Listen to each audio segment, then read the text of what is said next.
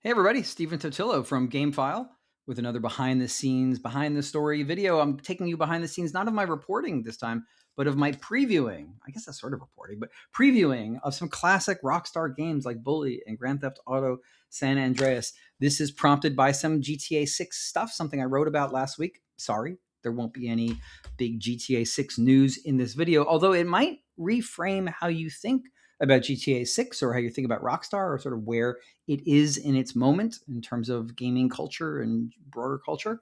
We'll see. We'll see if that happens. I promise you also in this video a reference to Public Enemy that might surprise you. So look forward to that. Why am I going back down memory lane? Why am I going to take you back 20 years ago to talk about me going to preview classic Rockstar games at Rockstar's New York City headquarters? Because last week I wrote an item about GTA 6. It wasn't even the lead item. It was last Tuesday's game file. I wrote a piece about how I felt like overdue for a GTA 6 preview. I checked some dates and yes, in fact, we are overdue for a GTA 6 preview. We've gotten trailers of this game, it comes out in November.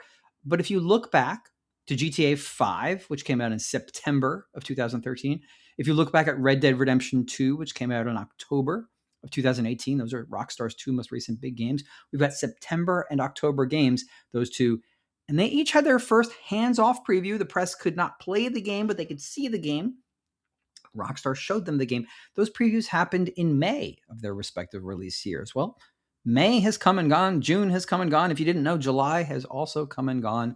And there have been no GTA 6 previews. They've just been trailers, but we really have not gotten much of a in-depth look at all about that. Of course, Rockstar announced just a couple of days after I ran this item, not because I ran the item, but because Take-Two's, their parent company's earnings to investors were about to be released. And so they want to have big news. And so they announced that at the end of the month, there will be an extended look of GTA 6 that will premiere exclusively for 6 hours on Netflix. And so I guess that'll sort of be like the first preview. But those other two games, they had their first hands-off previews before the pre-orders were even going on sale for those games. The pre-orders have been on sale for GTA 6 for over a month.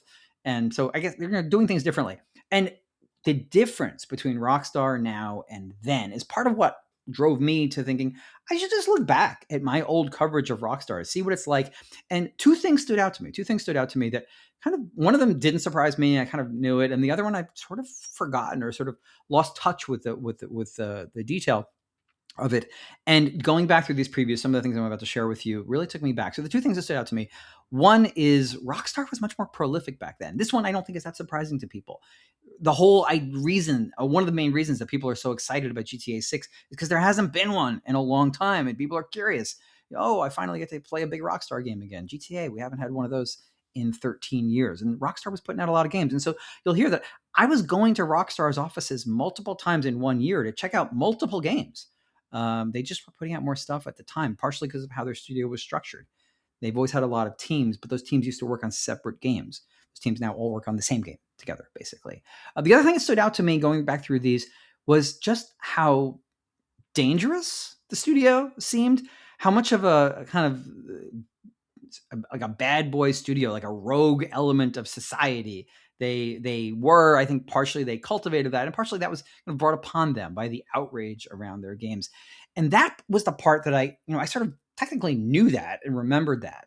But it wasn't until I went back through these that I realized that, oh yeah, the Rockstar of back then was very different than the Rockstar of now. I mean, think about it. Last week, if you heard the news when it happened that Grand Theft Auto 6 was going to get an extended look on Netflix, was there even a whiff of like, oh, wow, that's dangerous of Netflix to do that? That's outrageous. That's controversial. Like, I don't think there was. It's just that moment has passed. But that is the moment that Rockstar was in. So let me take you back. And we're going to go through a few of these. Now, these are written pieces that I'm going to be talking about. They originally appeared on MTV's website. I was a reporter for MTV News from 2005 to 2009. I was their first ever full-time reporter on the video game beat. I was in Brooklyn at the time. I live in New Jersey now, so I've always been sort of based around New York City. Rockstar's headquarters is in New York City, so I had kind of a geographic advantage to getting to their offices. As much as they were willing to show their games, I was happy to be there to check them out because their games were interesting and relevant. These pieces kind of vanished from the internet when MTV or Viacom, their bosses at Viacom or whoever, decided to wipe all of MTV News out of existence when they shut that division down and shut down the website. But thankfully, the people at the Internet Archive saved it all.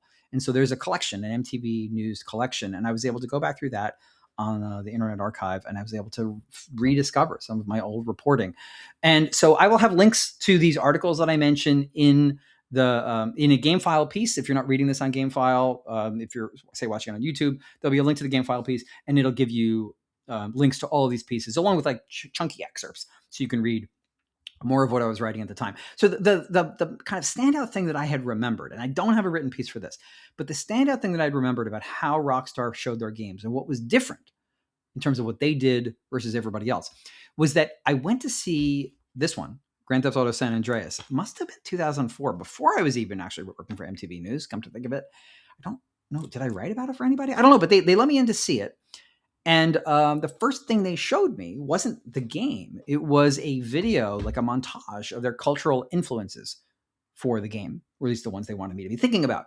And so for those who may not be completely brushed up on the PS2 era of Grand Theft Auto, the seminal breakthrough first one in 3D, that's GTA 3, comes out in 2001. They go to Vice City, which is, Miami, in 2002 for Grand Theft Auto Vice City. And then 2 years later, after that one, 2004, they put out San Andreas. And San Andreas is set across 3 cities, the Rockstar versions of Los Angeles, San Francisco, and Las Vegas. And then they also have kind of gameplay that's in between, in the woods, in the desert, in the forest, and sort of versions of I think the Grand Canyon is sort of represented in there. Maybe I'm misremembering that one, but Hoover Dam is certainly in there. And so they were doing a mix of urban and rural kind of gameplay. And so they showed me a kind of a bunch of clips, and it was Boys in the Hood, the kind of classic John Singleton movie with Ice Cube and Cuba Gooding Jr., about growing up in Compton during like sort of Bloods and Crips gang warfare. There was Easy Rider, which is the kind of classic motorcycle road trip movie. And so they kind of wanted me to get the tone of what they were going for. And I think also to situate themselves alongside these revered cultural works that I think also were seen at the time as, when they came out, as being somewhat culturally like on the edge, scary to some people.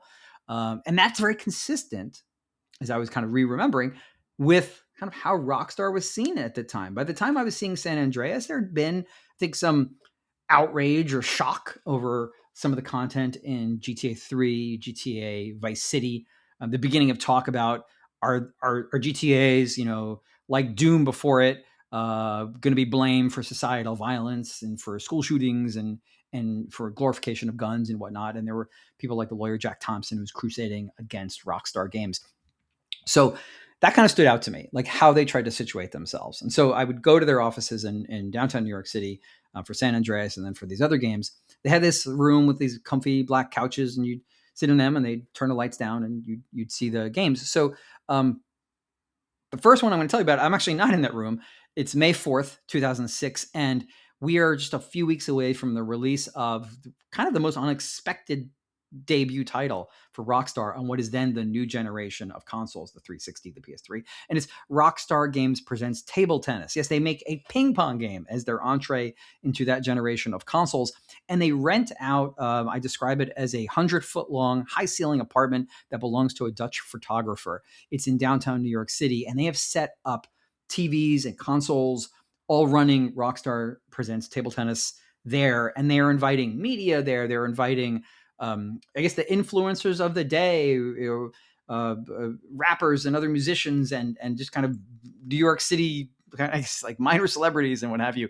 And so I talk about in that one kind of this scene that Rockstar is trying to cultivate around this game. It's a very like New York City vibe that they're pushing. Obviously, they're inherently in New York City, but it's sort of very consistent with kind of this aspect and this feel that Rockstar is trying to convey. Okay, so that's May of 2006, and it's a few weeks before the launch of the table tennis game. August of 2006, I'm back. I'm back at Rockstar's headquarters in New York City to check out Bully.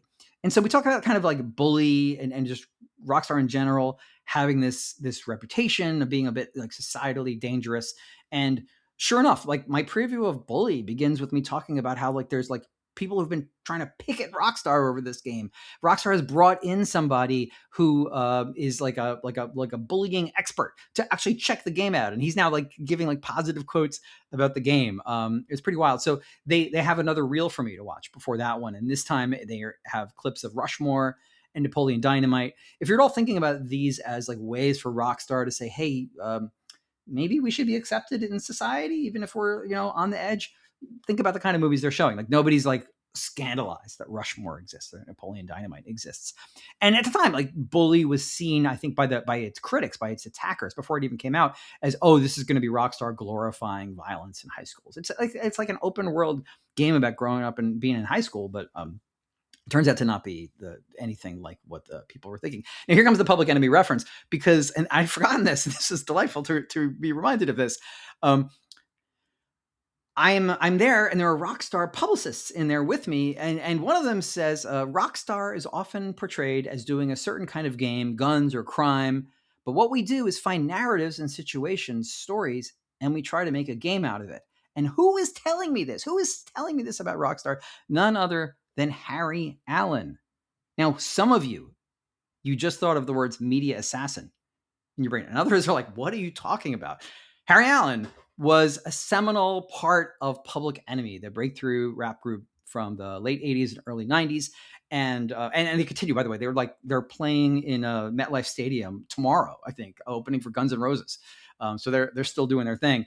I don't know if Harry will be there, but Harry Allen was a journalist, and then he became the publicist for Public Enemy. I saw on his Wikipedia, it says his title was the Director of Enemy Relations, which I thought was fantastic. And yes, he worked for Rockstar for a couple of years in like the mid 2000s to rep their games. And if you think about like what Public Enemy's rep was, they were scary to some people, white people. They were scary to some people. They were sort of, pushing the envelope of what like was accepted in mainstream culture, but they were breaking through because they were connecting with people. Rockstar, I would say, is not nearly as overtly political, sort of as Public Enemy was, and didn't really maybe have the same level of kind of sense of social justice as part of what their MO was, as Public Enemy did, in trying to, I think, raise awareness about a lot of issues. But nevertheless, they both had this reputation, this fear that came with them that I think, they both probably shook their heads at, but in some aspects maybe recognized as a strength. And so Harry Allen, being a publicist for Rockstar Games, I think kind of fit. So okay. Table tennis, I see that in May of 2006. And then Bully, I'm seeing in August of 2006. And that's not it. Bully, by the way, made by the Vancouver studio. And in September of Rockstar, and in September of 2006, September 20th, I go to see Grand Theft Auto Vice City Stories. Because in addition to making GTA 3 in 01 and releasing Vice City in 02 and then skipping 1 year and doing San Andreas in 04, Rockstar then produces portable GTAs, original new portable GTAs, open world games on Sony's PSP. It's kind of answer to handheld gaming. And by September 2006, we're in the second one of those. We're in Grand Theft Auto Vice City Stories. And yes, I know there's also Grand Theft Auto Advance on the Game Boy Advance. I know it's probably not the second one, but it's the second PSP one. And so I'm in there in September, the third time I'm visiting with Rockstar, the second time I'm in their offices in 2006. And it's not even the end of September. And I'm there to see Vice City Stories. They hook up some PSP dev kits to some monitors. I take a look. They talk about how their studio in Leeds is working on this one. We're going so in the weeds in this one that they're talking about how like they've recognized that there's an issue called clumping, as they refer to it, in their games, where sometimes with the traffic, that's all the cars driving around in the open worlds, in the open cities of GTA, sometimes you wind up kind of turning the corner and all the cars are of the same model, and that's clumping. And so they were telling me they were trying to address that. They also had this thing about how we carjacked somebody who was in a Banshee, a sports car, during the demo. The people did. I think this is a hands-off demo. I can't remember for sure. And we carjacked the Banshee. And a little old lady is driving the Banshee, and they're like, "Oh, that's not realistic or something. We got to fix that." I don't know. I think that was probably fine. Notably, and this is like a month before that game comes out, I have a line in the piece. I say that the game Vice City Stories story has barely been discussed. The nearly 100 songs Rockstar is promising for the game's supersized soundtrack are being kept secret. So it's like not new that Rockstar will wait even a month before release. It will still be holding back a lot of details about their games. Okay, 2007. I just have a couple more games to share on this one.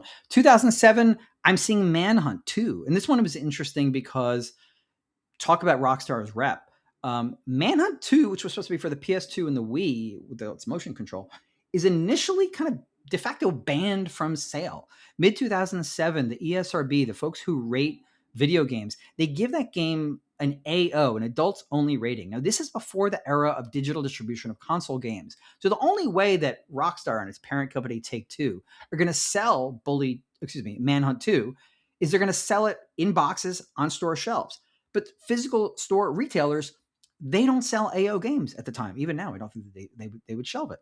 So Manhunt 2, if it has an AO rating, it can't be sold. And so eventually Rockstar edits the game and they get an M-rated version. And that's what I'm there in October of 2007 talking to them about. But in the middle of that year, they invited me to their offices to play the AO version of Manhunt 2. I don't remember if I played through the whole thing, but I played through a significant chunk of it.